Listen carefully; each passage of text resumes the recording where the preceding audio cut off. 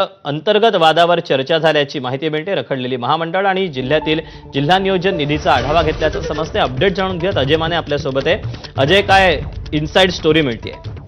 आपण जर पाहिलं तर आज थेट मुख्यमंत्री देवेंद्र फडणवीस यांच्या उपस्थितीत जी ती महायुतीची समन्वयक समितीची बैठक जी ती पार पडली होती।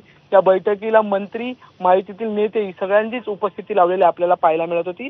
आणि त्यातून आता एक महत्त्वाची अपडेट समोर येते, ती म्हणजे की महामंडळांचं वाटप कधी होणार याच्यावर जो आहे तो अनेक दिवसांपासून चर्चा सुरू असताना आता पुन्हा एकदा येत्या 15 दिवसात म्हणजे 2 आणखी बैठका पार पडतील। कोणाच्या वाट्याला कोणती महामंडळ अगदी शेवटच्या क्षणाच्या चर्चा होतील आणि त्यानंतर जे ते महामंडळांचं वाटप केलं जाईल।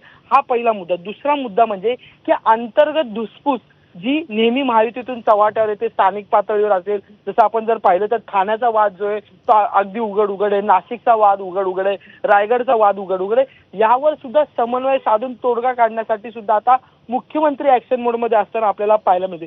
तिसरा सगळ्यात महत्त्वाचा मुद्दा आहे तो म्हणजे निधी वाटपाचा। नेहमी असं म्हटलं जातं की भाजप पक्षाच्या नेत्यांना, मंत्र्यांना, आमदारांना निधी जास्त मिळाला जातो, तर इतर 2 पक्षाकडून जी ती नाराजी व्यक्त केली जाते की आम्हाला निधी मिळाला नाही। आणि त्याच पार्श्वभूमीवर सुद्धा निधी वाटप जो आहे तो जिल्हा स्तरीय आढावा घेऊनच केला जाईल। जर मंत्र्यांकडून त्याच्यावर तोडगा निघाला नाही तर आयुक्तांची मध्यस्थी करण्यात येईल आणि आयुक्तांकडेही चेहरा सोडला गेला नाही तर मग मुख्यमंत्री स्वतः जो आहे तो निर्णय घेतील। अशा प्रकारे जे त्या आजच्या बैठकीत एकंदरीतच ही चर्चा झाल्याचं समजतंय। अजय, धन्यवाद दिलेल्या सविस्तर माहितीबद्दल।